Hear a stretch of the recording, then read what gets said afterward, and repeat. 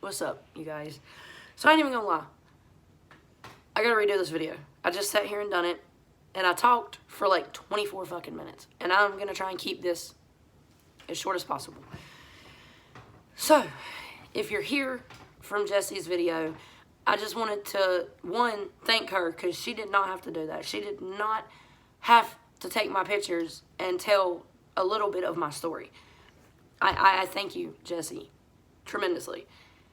Because in all honesty, it kind of gave me the fire in the ass to do this damn video. Just like you said in your video, I have very, very high and bad anxiety. I will put myself through the ringer before others can.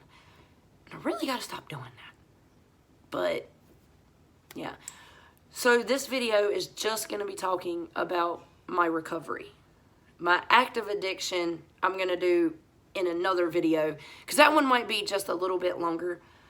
But to break it down, I got into some trouble because I have a past, okay? In all honesty, a lot of people have past. I've grew from mine. Every day I try and be better than the person I was back there. But I got into some trouble. I had to go to jail for 30 days. I could have chose weekends, like do weekends. I come in Friday, get out Sunday night. But I didn't do that. I said, give me my 30 days. So, January 4th of 2016, I had to be at our local county sheriff's, or our local county jailhouse at 8 o'clock in the morning. And y'all, I'm not shitting you. If I'd have been late, they wouldn't have let me in. And I got there at 7:58. Like, I signed myself into jail. But I did my 30 days. I withdrew in jail. Now, a lot of people will sit here and say that the withdrawal in jail is a walk in the park because you mentally know you can't get it in there. They're right. I've got clean outside of jail. I've got clean in facilities. One facility 2 times. Technically 3. One was a hospital. The other one was a facility, and I went there 2 different times. Withdrawal, even in that, sucked. Okay? The withdrawal in jail, it sucked. But it was manageable. I was able to get through it. And February 3rd, I don't know if y'all figure that out and it's 30 days or if it's 29. I don't know. I thought it was 29. Don't know. Anyways, February 3rd, I got out after spending flat 30 days. I will admit, I tried to go backwards. I tried to go back to the stuff. The universe had other plans for me because it wasn't happening. And I'm very thankful for that. Because now, here I sit, almost 7 months clean. Or 7 months clean. What the fuck? 7 years clean. I am coming up November 4th will be 6 years and 8 or 9 months. I'm sorry. I don't know what all that was. I'm a little tired. And if you can't hear, I have a head cold. My ears are clogged. My nose is clogged. And I'm hoarse as shit. If I talked in my normal voice, because I'm actually raising my voice a little bit. If I talked in my normal voice, y'all would understand anything I'm saying. But, yeah. Getting into recovery, some people will say it's hard. Some people will say it's not. And a lot of people will say it's mind over matter. And I believe that. Like I said, I withdrew 30 days in jail while turkey, or not wild turkey. Damn, where's my head? Where's my head? On fucking alcohol as we're sitting here talking about drugs? What the hell? I got clean, cold turkey, not fucking wild, cold turkey in jail. Once I finally put it in my mind that I was done, I'm not going back to this any at all. I love my freedom. I want my freedom. I will have my freedom. And I made that change. Since then, yeah, I've faced trial and tribulation, but who hasn't? That's life. Life happens and you do face trial and tribulation. And ignore my fucking hair, okay? Okay? It's strawberry blonde. I'm trying something different. But I think the easiest thing for me staying clean this long is finding new people. Because, okay, first let me say this. I'm not knocking NA or AA at all. Okay? Those are not for me. They're just not. Okay? I'm a bit of a smartass, and I can be an asshole, and I call shit, or I call it as I see it, and it is what it is. What confuses me and makes me not like, y'all do you, I'm gonna stay over here. That phone. If that phone weighs 1,000 pounds to call your dealer, what makes you think it ain't gonna weigh 1,000 pounds? Or to call your sponsor, what makes you think it ain't gonna be 1,000 pounds to call that dealer? If you get in the habit of picking up that phone and calling your sponsor in that moment, it doesn't matter. If you really, really, really want it, you're really, really, really gonna call your dealer and not your sponsor. You have to want it from inside of you. To be in recovery, from what my experience, and I'm only speaking from my experience. I'm not speaking for every recovering addict out there. This is just my experience. You have to want it. Deep down in your heart and in your soul, you have to want to get clean.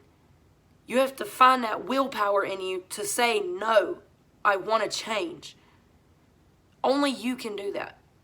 You can have everybody in the world coming at you, helping you, trying to help you. And if you don't want that help, you're not going to take it. Okay? And I'm not going to sit here and like throw negative light on NA and AA because they have helped millions of people. They have helped millions of people. Okay? I'm just one person. I'm just one person that NA and AA is not for. Simply that. I love them. I'm not bashing them or talking anything down about them. But the one thing that I have learned, getting people around you. And in NA and AA, they tell you change your people, places, and things. Okay, my situation, I can't change my place. I have tried I have tried to change my place multiple times. And I keep getting brought back here. I keep coming back.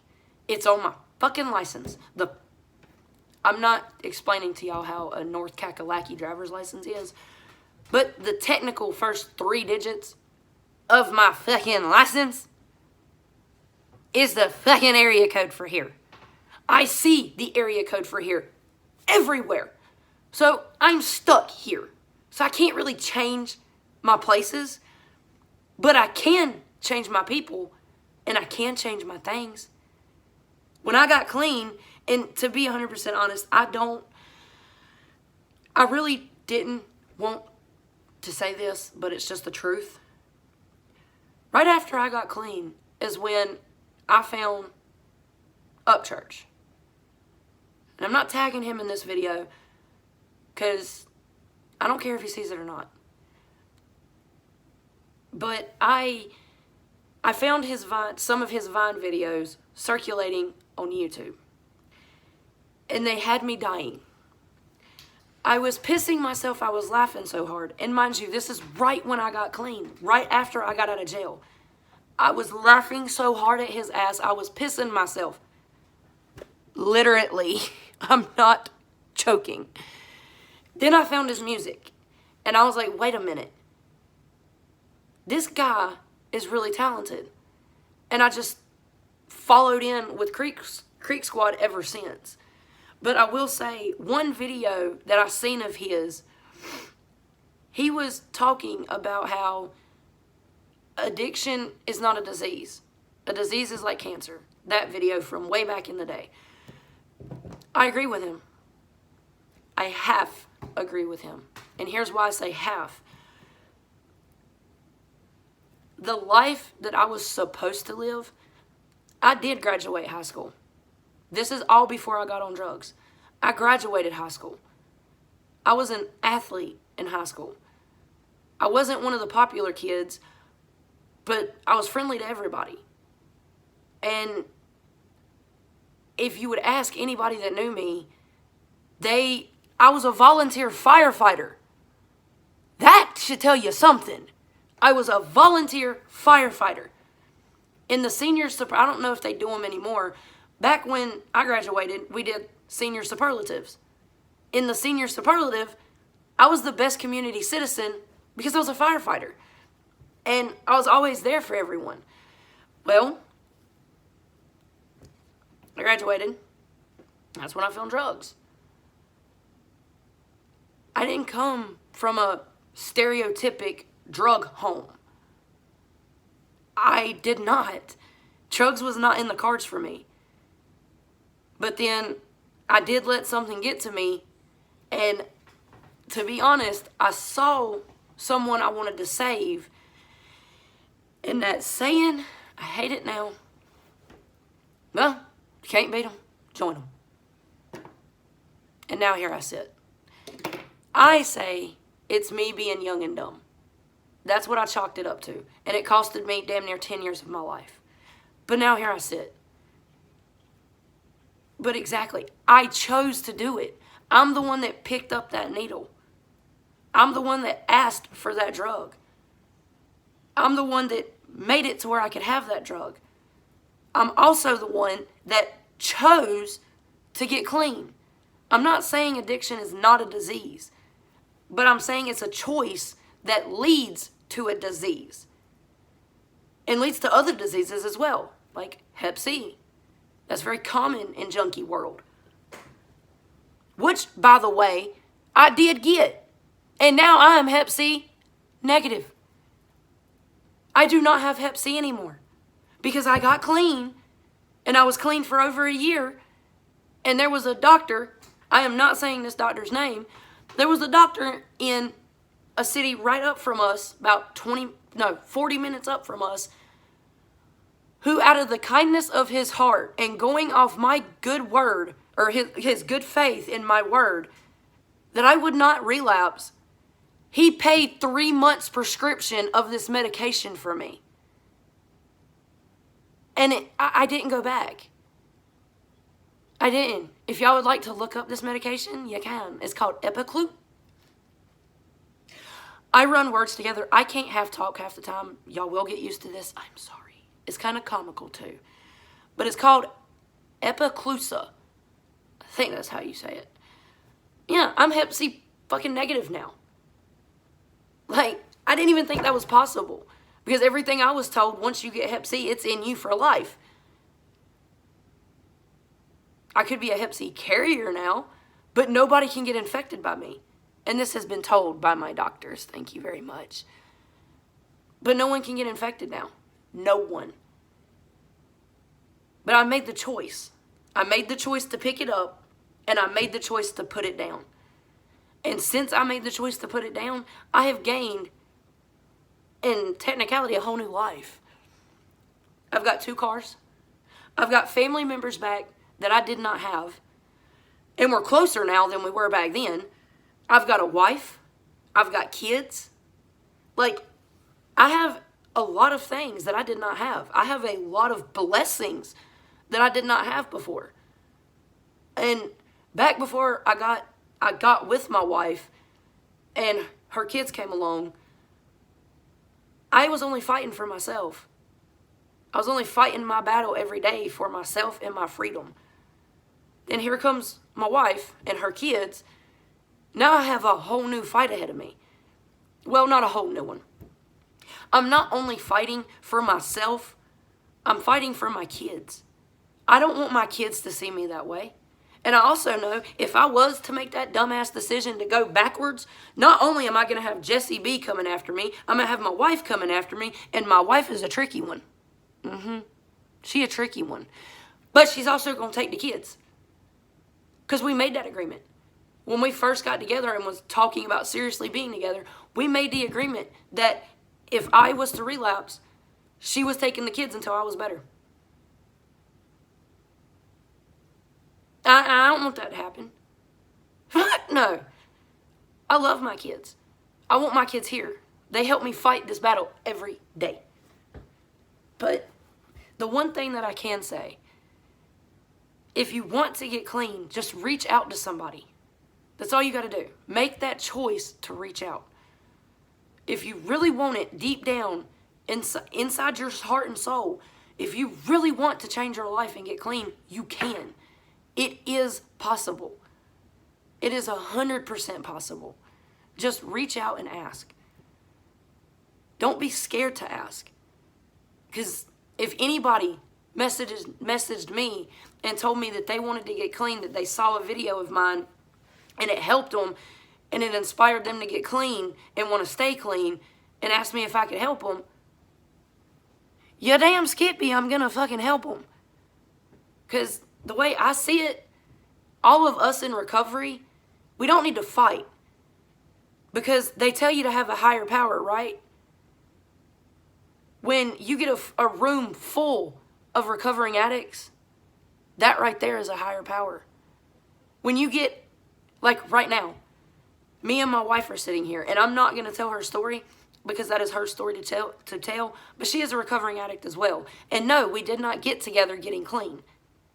We got together well after both of us were clean. But we're two recovering addicts. She's sitting right here beside of me. We're in the same room together. That is a higher power. And you can say it's a higher power in a good way or a bad way. It doesn't matter. It's still a higher power. Find someone you trust, you truly trust, and just talk to them. If you have a craving, just talk. If you don't have the means to talk to that person, and well, I mean, if you have a means to talk to that person, then you have a means to call your dealer. If you truly want it deep down in your heart and soul, I said it a bunch of times, or just said it a bunch, I'll say it one more time. Make the choice. If you want to get clean, just reach out and ask for help. That's all you've got to do. It's what I did. Because in all honesty, when I signed myself into jail, that was me signing myself into help. And I just didn't know it. I mean, change your perspective of things. If you truly want to get clean, I'm here to help. Reach out to me. I will do everything in my power to help you get clean and stay clean. But I'm not going to keep this too much longer. I hope this video reaches at least one person in the darkness. If it does, and you're listening to this right now, I love you. You don't need that drug. You can get clean. Comment. If you have my Instagram, message me. I'm right here. I'll help you. Now, my active addiction video is going to come at a later date. I don't know when yet, but it's coming. And with all of this, y'all be nice to one another. The world needs more unity. The United States needs more unity. And that unity is not going to start unless we do it. So for anyone, if nobody's told you today, I love you. You've got this. Keep that chin up, keep that head up, and keep pushing forward. Because you a bad motherfucker or you a bad bitch. Love y'all.